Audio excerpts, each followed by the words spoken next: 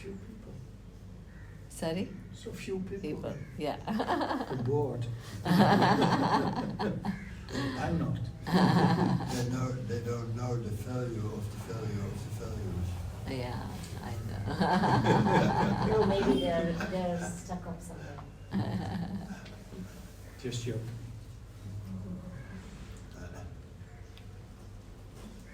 So we'll start with the prayer. Om Sahana Bhavatu Sahanau Bhunaktu Sahaviryam Karavavahai Tejasvinavadhitamastu ma vidvishavahai. Om Shanti Shanti Shanti.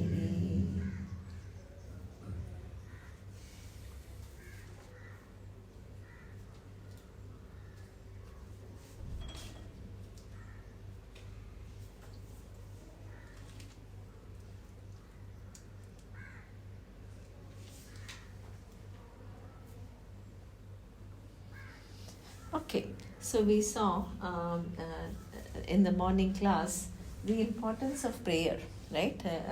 Prayers are important because a prayer is an act of free will.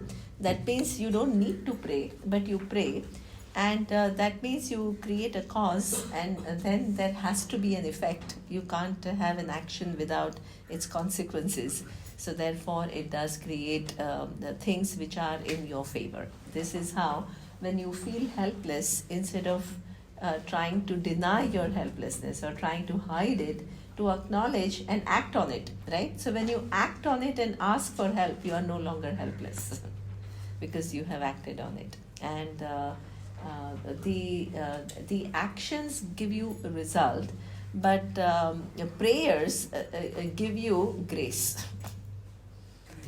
Grace. So the result of the action is grace, and grace means that you have reached out to Ishvara and as an order, and every time you create a cause towards knowing the larger reality within which you exist, it blesses you back.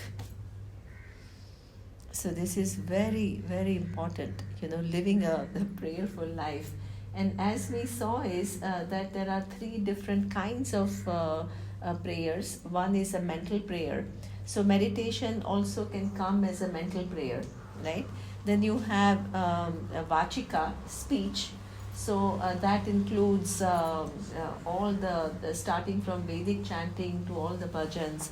And then you also have kaika, anything that you do physically to express your connection with the universe, right? That reinforces your psyche, that you are not an isolated human being, you are connected and you are part of the large scheme of things.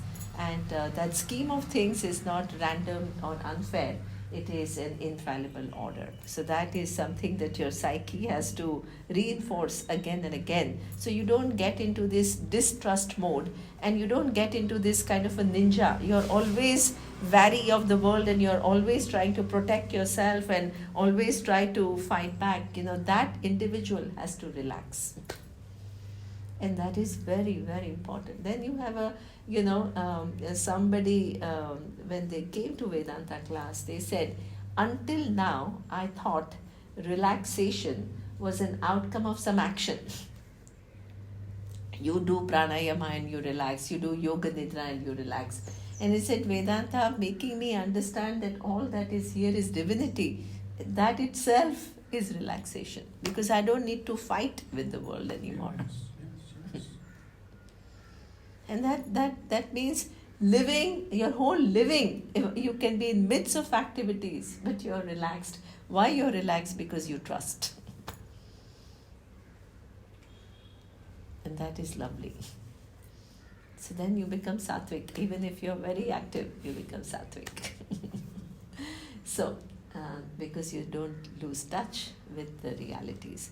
So, so you have any physical expression that you do, And I just talked about some simple, beautiful physical expressions that the Vedic culture has, and that is what: don't take the sun for granted, look up the sky and do the namaskara as it rises.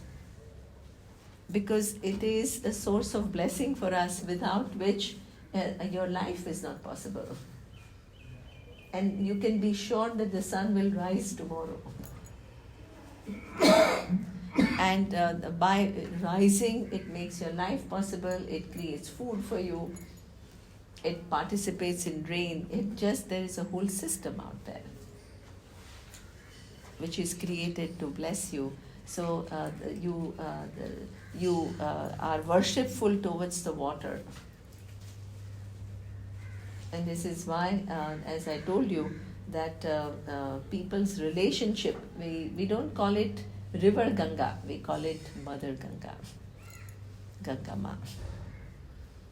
There is a reverence. It's not just that, oh, keep the waters clean, because otherwise we are we will contaminate our water. But what it means is that I recognize even the rivers, right, that they flow and they pass through the inlands in order to give us potable water itself is a part of larger order. Right? The ocean water is not potable because it is too saline, it has too much salt. So there has to be a system, the sun participates, then it forms a cloud, then it rains, and then there are glaciers which are formed, and then the glaciers, as they melt, it becomes a river. And it just passes through the entire earth, and in the process, it gives us water, which is essential for our living. And it's a magic. So Swamiji used to say, you don't have to look for magics in life. The whole life is a wonder.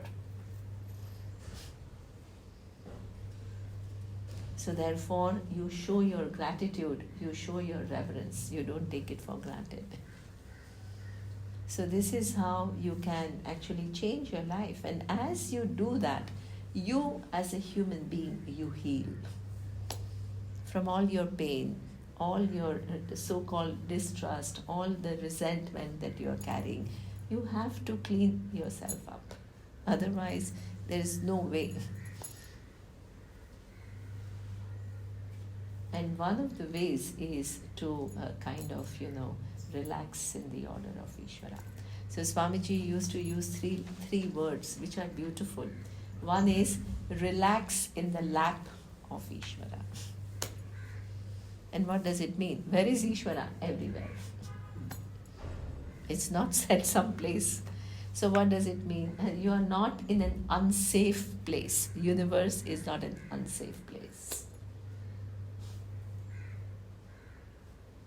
That is that understanding, if you really understand, and if your psyche incorporates that in everything that you do,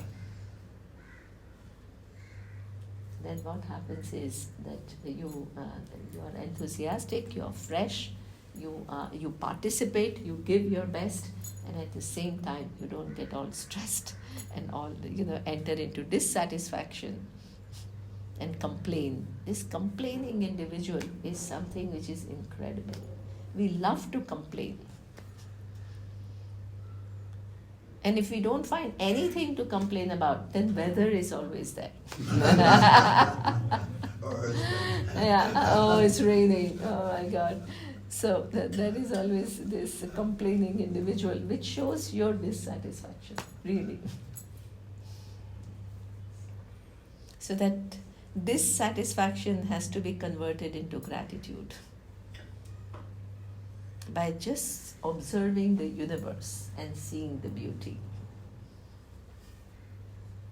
And that sense of isolation that we feel has to be converted into connection, because you are connected to everything. You are connected to the sun, moon, rivers, mountains, every animals, plant kingdom. You are connected.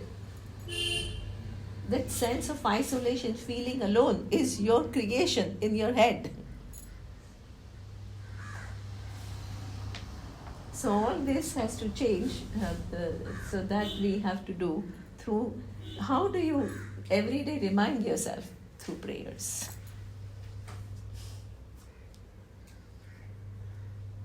So this is what we saw, and then there was a question which was a good question, and that is that only Vedic prayers, that was your question, right? Only Vedic prayers or any prayers are fine. So the reality is any prayer is fine. Right? Why? Because any prayer, whether it is in Sanskrit or in Hindi or in Dutch or in German or in Japanese or in Korean, Japan comes first before Korea. So she always complains Japan is always first and Korea is second. So yeah, so so any language, right, is any language away from divinity. No, it's not like you get some bonus points if you chant in Sanskrit. It's not, right? But so that means any prayer in any language is effective. But please understand that the prayer has to come from your heart. Understand your needs. Don't make it mechanical. Otherwise, we create a schedule. 9 to 9:15 is a prayer time. So then what happens is, oh yeah, okay, now 9. We are almost like machines. Set, everything is set. Then we get stressed. Oh, today I can't pray. So then it all becomes fear. It all becomes mechanical. It never is done from heart. And then somebody asks you to chant some mantras and you chant and you don't even know what you are saying, what it means. So how can you relate?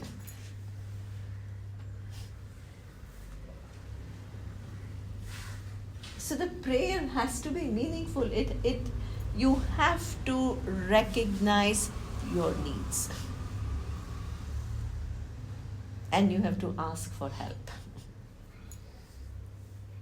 And you have to be honest. Don't be in denial of what needs you have. What is the meaning of Ram? Huh? What is the meaning of Ram? Ram? Ramati, beautiful, right? In whom people revel, they find their joy. That is Rama. Beautiful. Krishna, Karshati iti Krishna, the one who attracts.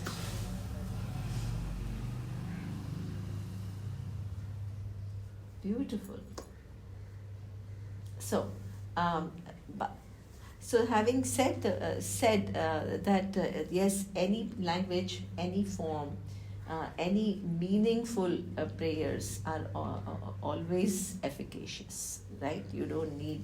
But having said that, let me also say that Vedic prayers, see, the prayers in Vedic tradition, they are connected to what, as I told you, the morning, that there is a prayer, and that goes, Apyayantu mamangani Vak pranashchakshusrotramatho balamindriyani cha sarvani sarvam brahma upanishadam maham brahma nirakuryam mama brahma nirakarod anirakaranamastva nirakaranam me astu Tadatmani nirateya upanishatsu dharmas te mai santu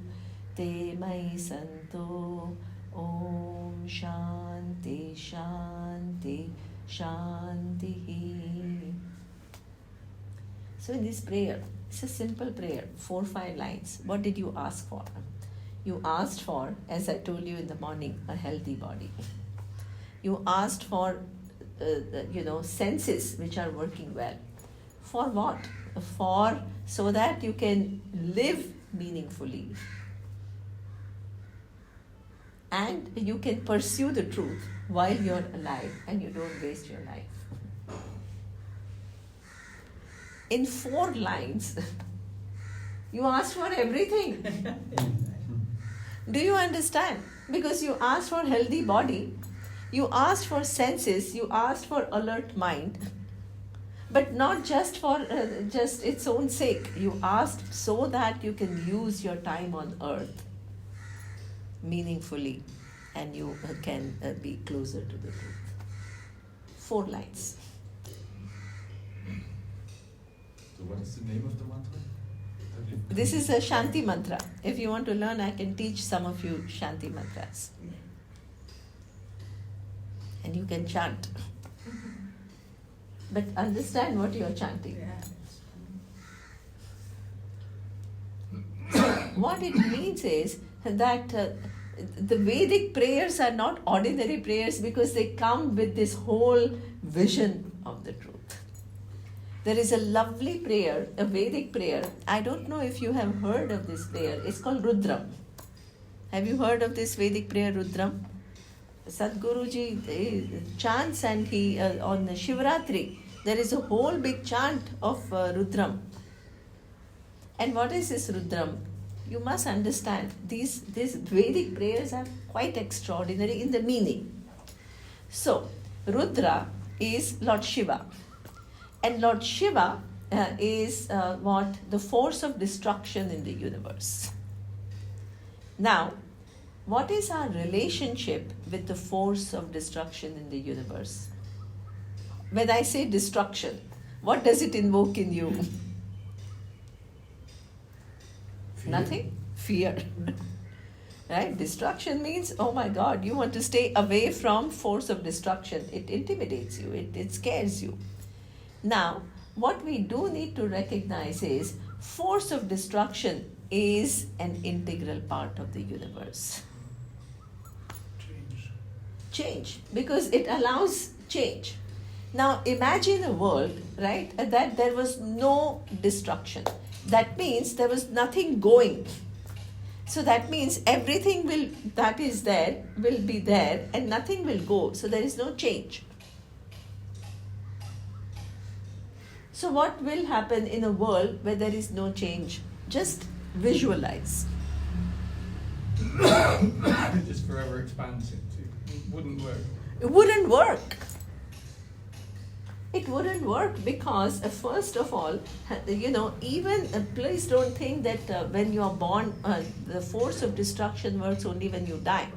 Every second, some cells are leaving your body. A force of destruction, which allow for new cells to come. The night goes, so day arrives. The day comes, and then what? The night has to go. And the night has to also come for day to go. So what it means is going and creation and destruction, right? There is a constant creation and destruction, which is the order of the universe, which allows us to move forward. If things were standstill, there are no possibilities. And for new things to come, old has to give way. Otherwise, it's not possible. So that means your relationship with destruction has to change fundamentally. You can no longer see it as something which is scary. You can't see it as something negative. You have to see it as a kind of a process of regeneration, which is essential in the creation. And then what happens is, then you can embrace destruction, not as an evil or negative thing, but within this order, all the possibilities exist. You can collapse possibilities. What you don't have now, you can get. Because new things will come. So this is why what happens at the first level is you lose fear of the force of destruction. At the second level, what happens is that now you can use the force of destruction to get rid of things that you don't want. So you can invoke this force of destruction And you can say, hey Lord, please take away all my anger. Because it's a force of destruction. Take away my dependency. Take away all my pain and my suffering. So first, you understand it as indispensable. Second, you turn it around, and that which caused you fear, now you're using it for your benefit. This is the ultimate intelligent living. And finally, you can tell Lord Rudra, take out my ignorance. Take out mine. Ignorance. Oh. The ignorance is the one which keeps me connected to life as a small, insignificant individual. And I just go in circles and circles and circles and circles. Oh Lord, you take away that ignorance so I can see very clearly the reality of myself, that I am much, much bigger than what I am, that reality in which I am caught. Can I just say how, for me, totally refreshing and valuable that is compared to this Christian teaching that we were taught at school. And it's, such a different mindset. It's like Such a difference. What a relief, right? yeah, for sure. Yeah, it is a relief. It's such a relief to have, nurturing ideas, right? Nurturing something which makes you feel significant, which makes you love the universe. Not that you are labeling yourself as somebody who's condemned or, that's not how you want to see yourself, right? Nobody wants to see oneself like that. So, this is something that, that's why I don't want to downplay the importance of Vedic prayers, because there is a lot of inbuilt wisdom in them. So if you chant those mantras, knowing the meaning, you can imagine every day while you're chanting, if you bring to your mind that what you're doing and you're relating and you're reorienting your whole thinking, then it becomes extremely powerful.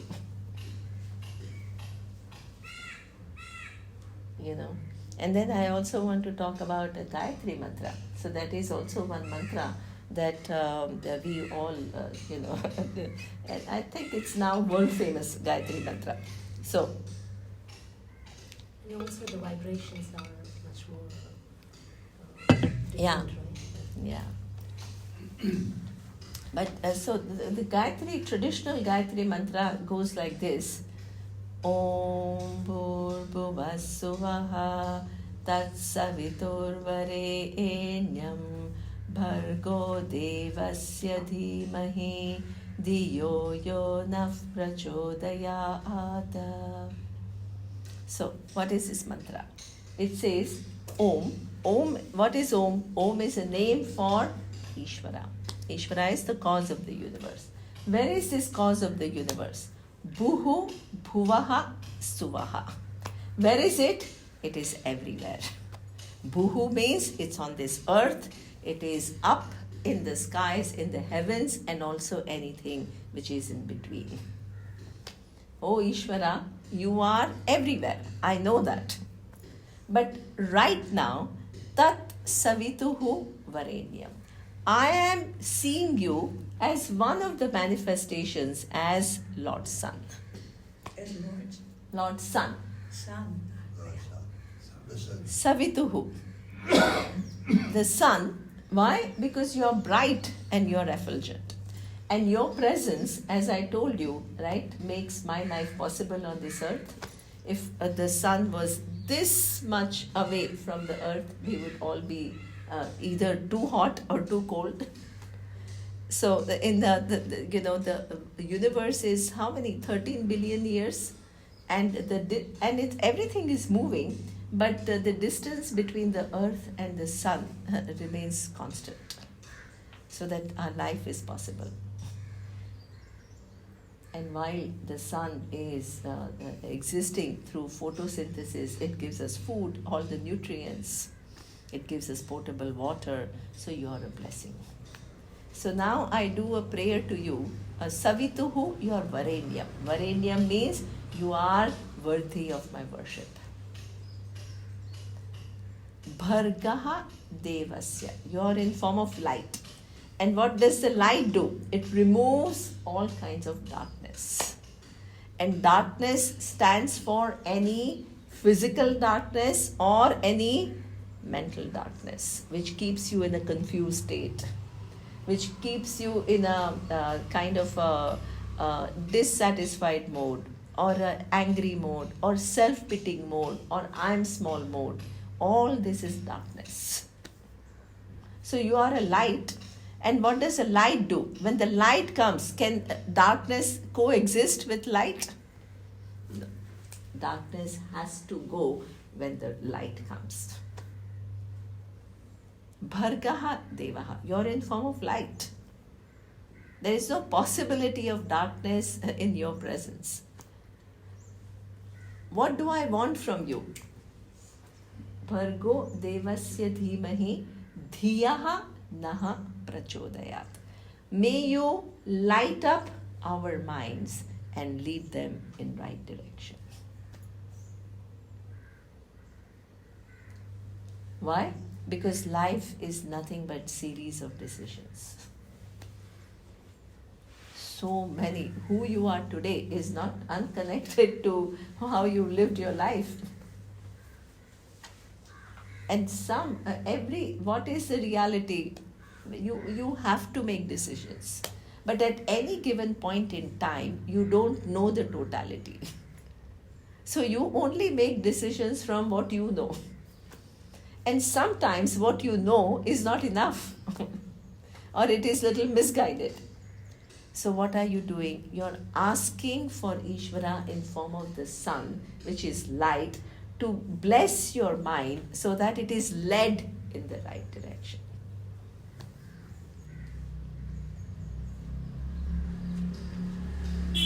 Yes, you have to make your own effort to become mature, to become discerning, to become clear. But human life is lived with so many unknowns. So you are asking for Lord to guide your mind. So what it means is that these are powerful prayers. And the meanings are very potent. So if you chant these mantras and understand what they mean, they can really bless you.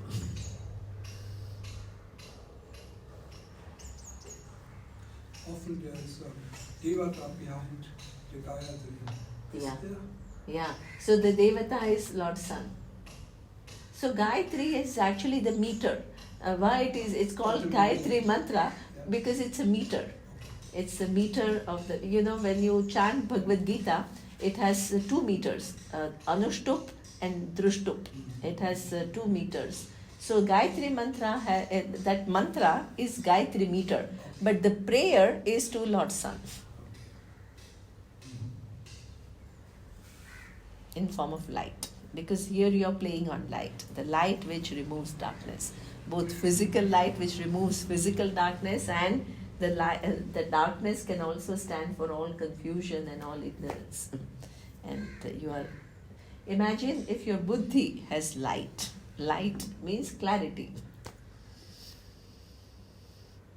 Then you can navigate your life with intelligence.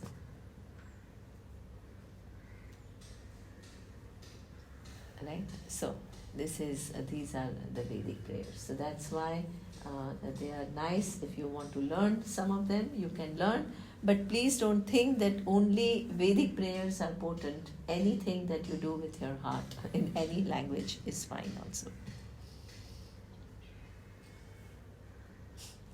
This Gayatri mantra is a very old mantra, right? It's these are all Vedic mantras. Yeah. See, Vedic mantras come with swaras. That's why you have to follow those swaras. Then if you chant Om Namah Shivaya, or if you chant Sri Ram, you can use whichever tune you want. There is no restriction.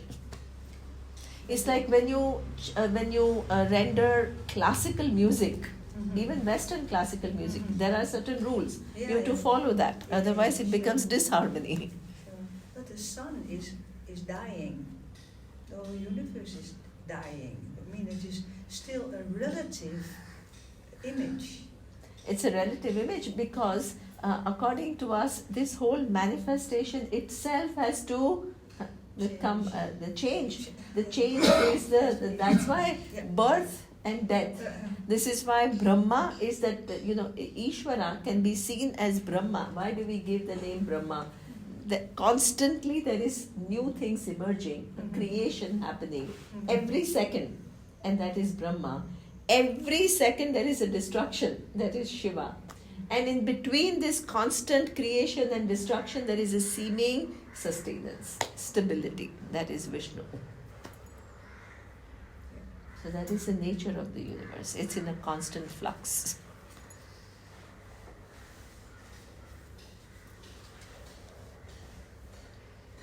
Okay. So that way you can be prayerful to the forces, you can be prayerful to the forces of destruction, you can be prayerful to the forms like rivers, mountains, trees. And one thing, don't forget to also look at yourself as a unique manifestation of Ishvara. So there is one festival in Kerala. What they do is there is a deity, and you go and offer your flowers, and you offer this kumkum, that red thing. You offer to the deity. Right next to it there is a mirror. So you go to the mirror, you look at yourself, and you put flower in your own head, and you put this tika on your forehead. What does it show you? That divinity is not only outside, it is also within you. Don't forget that. So physically you give, learn to love yourself, respect yourself, see yourself in its reality as, what you are. Own up that.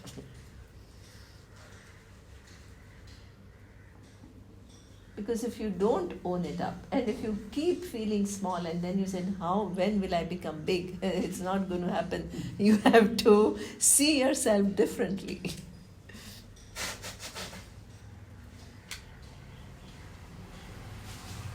And you have to reinforce, because that is the truth about you.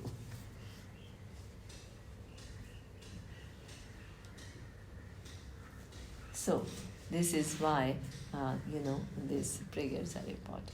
Is this clear? Yeah? Okay. And I hope I answered your question, Prem, because... You did. Yeah, okay, good. And if anybody has anything else to add, how do we, because it's a very common problem, how do we overcome emotional dependency?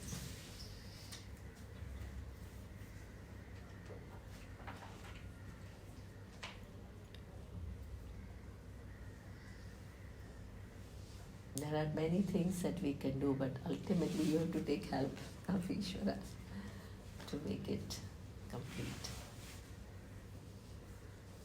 Okay, so now the next value, and the next value is Kshanti.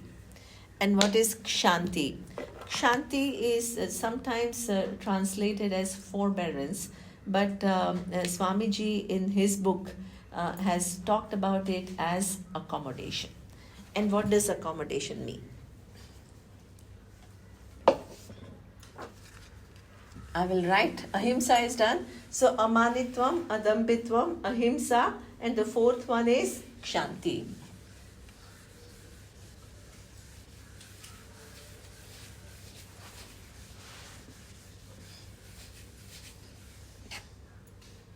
It goes. It's not like, when in Sanskrit mantra you do Shanti, Shanti. This is not Shanti. This is Kshanti. It's a different word. Right? And what it means is that Shanti means peace. And that is only this Shanti. But here it has K, Kshanti.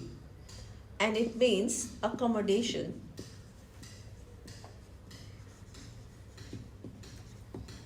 And what does accommodation mean? Accommodation means that you have to live in this world. You can't be an isolated person. You have to relate to people. And when you relate to people, very often you find that people don't always behave as you want them to behave. And people don't always do what you want them to do. And that becomes a source of difficulty, struggle. Right? And especially, right, you can handle some strangers behaving in a certain way, but when they are close to you, and if they don't do what you want them to do, or then it becomes a huge problem for you.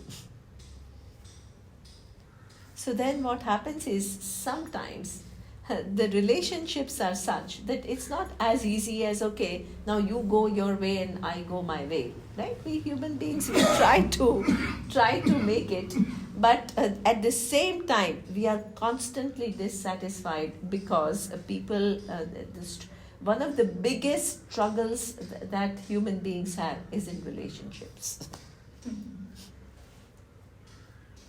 Relationships are complex. They are hard. Why? Because the person who you love the most can hurt you the most.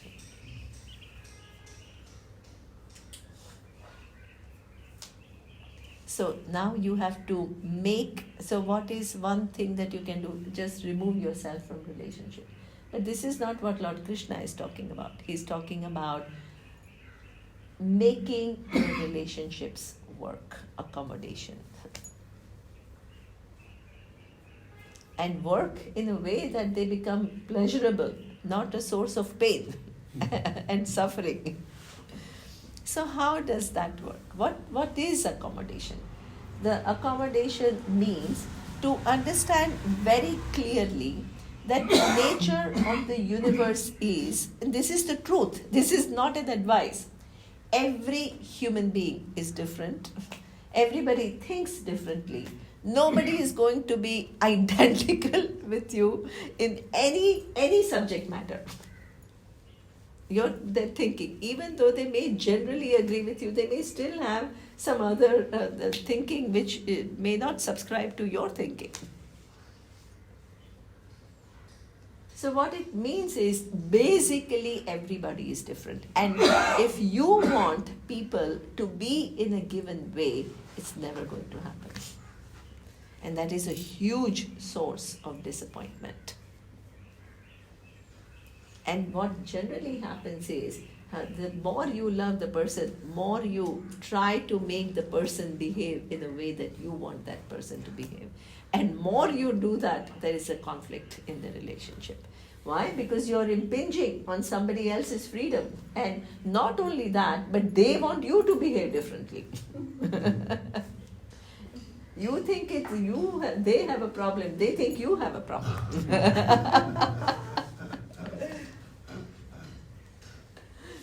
So it's a no-win situation.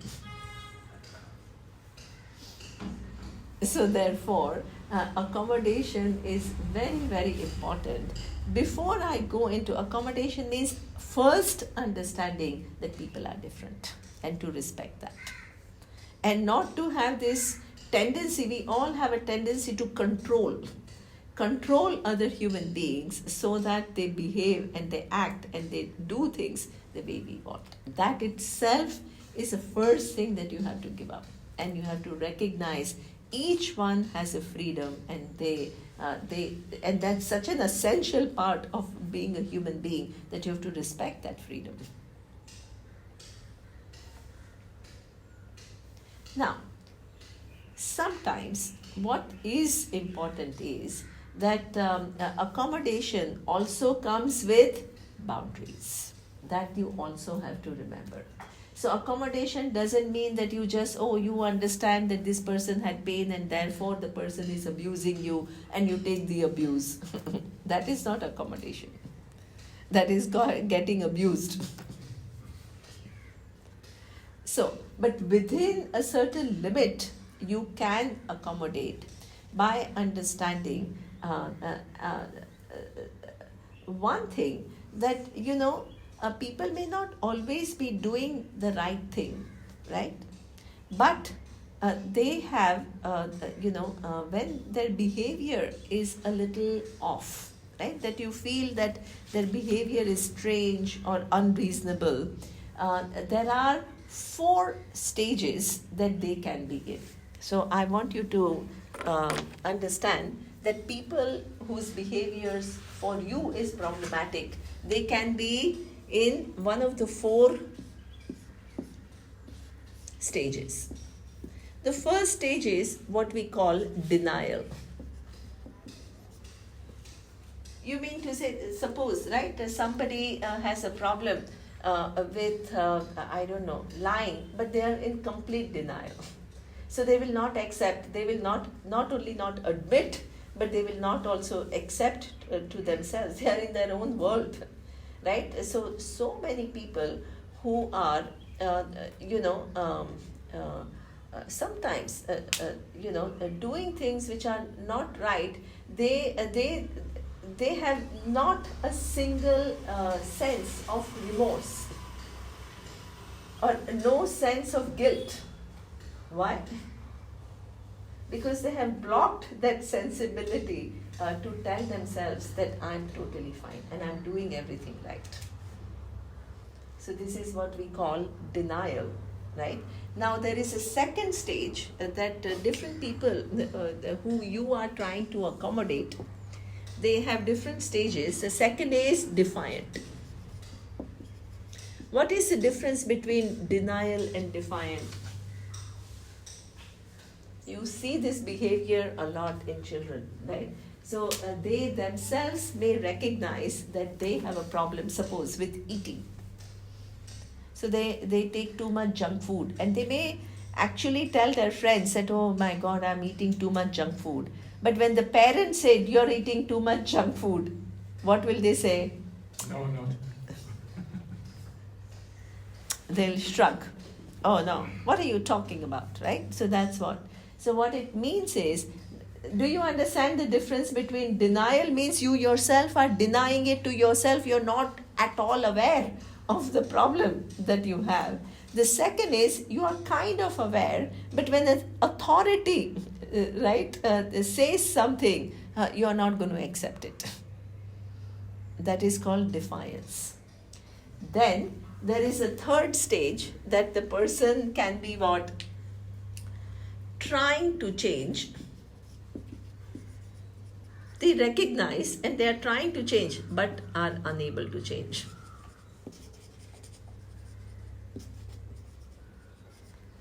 Typical example, alcoholics, smokers, drug addicts. Sometimes they are in a complete denial, but sometimes they actually want to reform. So a 17-year-old boy came, I think he was a little older, 18-year-old boy, right, in Bombay. He came to somebody, brought him to me, and he says that he's a drug addict. Now, and he says he himself wants to free himself, but he's unable to. So I said, how did you take to this habit? So he says, actually, it was not even that he was looking for it, but he, you go to parties and people are trying and they ask you to try and whatever. So he tried and then he got some kick out of it. So then he tried again and he tried again and he tried again. And then it became like, all friends get together and this is very much part of the party. So now I told him, so why you want to free yourself? Because he sought my help, right? I didn't go. I don't have any need to reform anybody, right? So he says, but I don't want to do it anymore. But I'm unable to do it. So I said, first, before I even asked, I said, why you don't want to do it anymore? Tell me why. And he himself said, that I'm only 21 years old and I'm unable to concentrate. And then I have high, and then which is a peak, and then I have a low. I'm unable to function in a healthy manner, and I have whole life ahead of me. And if I'm in this state, how am I going to do anything? So he says it's not working for me, right? Because then I feel messy inside within me. So I said, oh, then it's very easy, because you know that you want to free yourself from it. Then why don't you free yourself from it? Why do you need my help?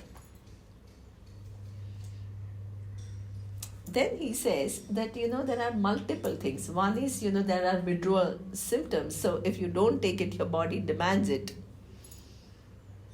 And then you feel nervous and you feel uncomfortable. Then you need something, to calm you down. So that is just an addiction, right? This is a symptom. But in addition to that, what he said is that so much socialization is around this. So it's not only about giving this up, but then if I give this up, I'll lose all my friends, because when we go for parties, that's all people do. And if I see everybody, I am tempted. And if suppose I use a lot of free will and say, no, I don't want it, they'll all make fun of me. And say what wimp you are, or whatever, or make, And then if I totally stop going to those parties, then who are my friends? I lose my friends. So do you understand the struggle? Yeah. So nobody, you can really, one thing I have learned in life, you only can understand human beings. You can't be dismissive of anybody because they are struggling.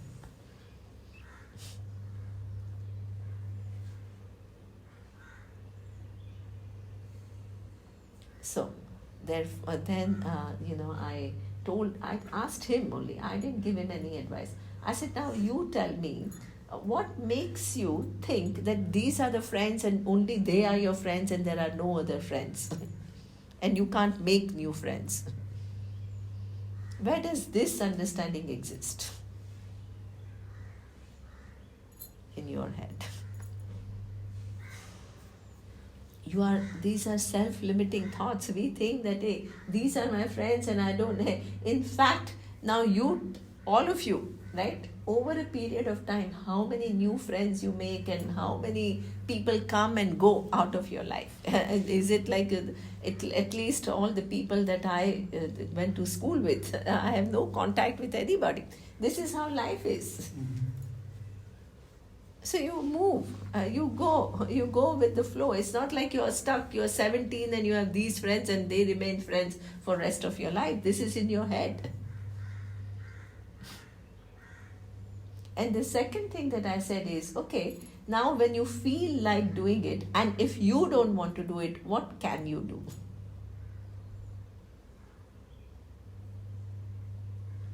So then he says, I can go for a run. I can go for some exercise. So there are so many options which are available, which we don't explore. Our mind tells us, I'm stuck here, I want to change, but but nobody allows. Then people also, tell you don't do this and whatever. But people don't open up, or you yourself don't open up. What are your other options? What are the other possibilities that you can collapse to free yourself from this? That is what we call opening up of the mind. Life has n number of possibilities. This is a human mind, advanced mind. You can do so much, but you are stuck in this and you can't get out of this. So this is why the person that you are trying to accommodate can be in this stage. And what is this? that they want to change but they are unable to change.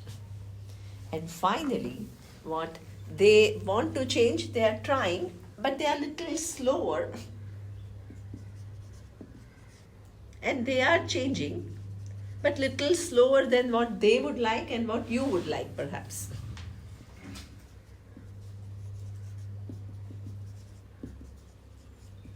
Now, can your accommodation for all these different kinds of people, or one person who is in different stage, can be the same? Can it be the same? No, you have to change.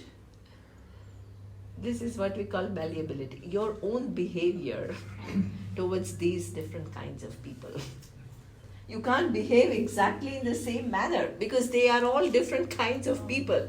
Do you understand? Yeah, now I understand. You understand? Yeah. You have to be flexible, you have to be bright, you have to be intelligent to assess where they are, and you have to change your own behaviors. It's not like, oh, I accommodate the whole world. It's all bubbles.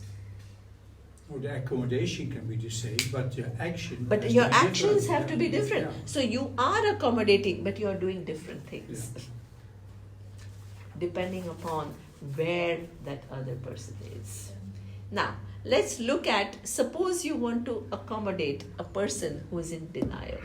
So that means that suppose there are the things which the other person, they are harmful and you don't like them at all and they are not acceptable, and the person is in denial. What will you do? I would opt for just leaving the relation, you know. So, okay, it's your Yeah, problem. so that's true. So that falls within boundary, drawing a boundary and creating a distance. But suppose you want to accommodate and you want to stay there, right? Yeah. You are not just passive and say, oh yeah, let them do. You can do things, but at the same time with a certain understanding, right? That you can help people to change and to reform.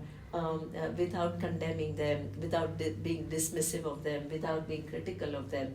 But when you want to be there for them, right? Suppose you want to be, that also is your choice. But suppose you want to be with them, what are the different things that you can do?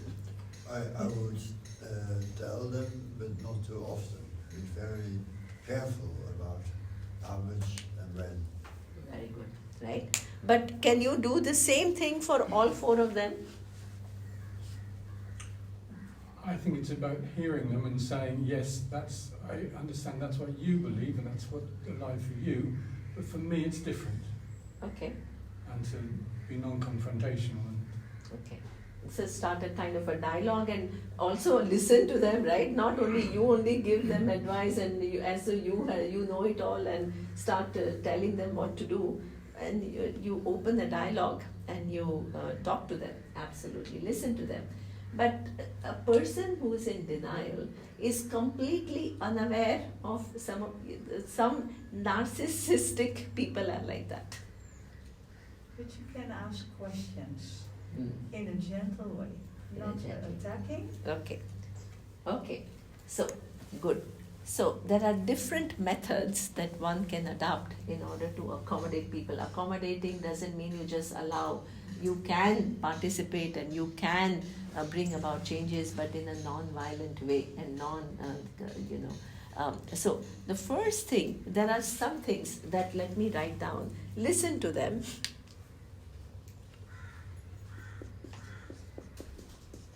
Before you start advising.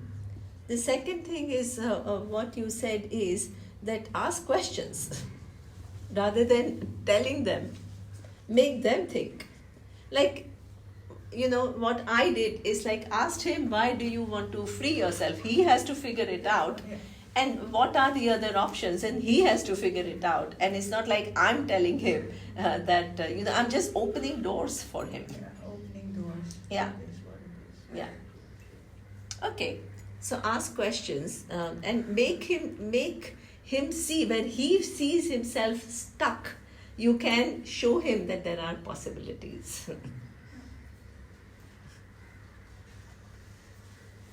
Right? But in addition to that, what else? So for each of them, there are slightly different strategies to deal with 4 different kinds of people. With denial, when I used to do counselling, 4 minutes left. Okay. Actually, 1 minute left. 1 minute left. Oh, it's 4. Okay, that's what you're saying. I said it's 4 o'clock. To go to the Okay. temple. Okay, we have to go to the temple. Okay. quickly, Nima, I used to find something helpful with counselling sessions with denial, finding what the person's invested in, like what's important to them. Okay, good. Excellent. So we'll look into this because this requires a little bit of practical examination of, because life is all about relating, and you will find different kinds of people, and you will have to learn to accommodate them. If you choose to keep the relationship, you can always walk out, right? That is also a possibility. But you can't just walk out of every relationship, right? So then you do need to accommodate you, and you also have to recognize that people are at different stages. So what you do for accommodation is different things, not always the same thing. The accommodation remains the same, but what you do remains different depending upon who is in front of you. So we will look a little bit more tomorrow about different kinds of people and what are the different strategies that we can employ to deal with these 4 different kinds of people. Yeah. So.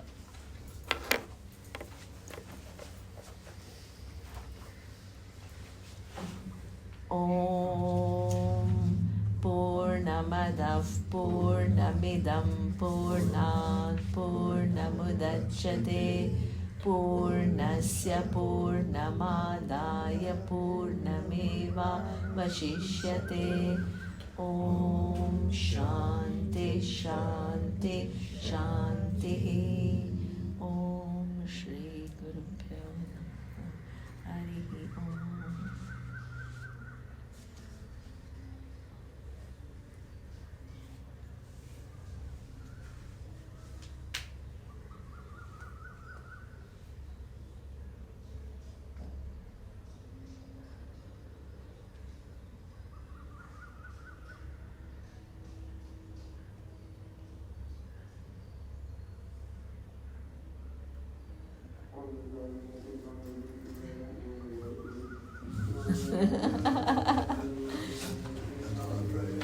Sorry, another prayer is starting.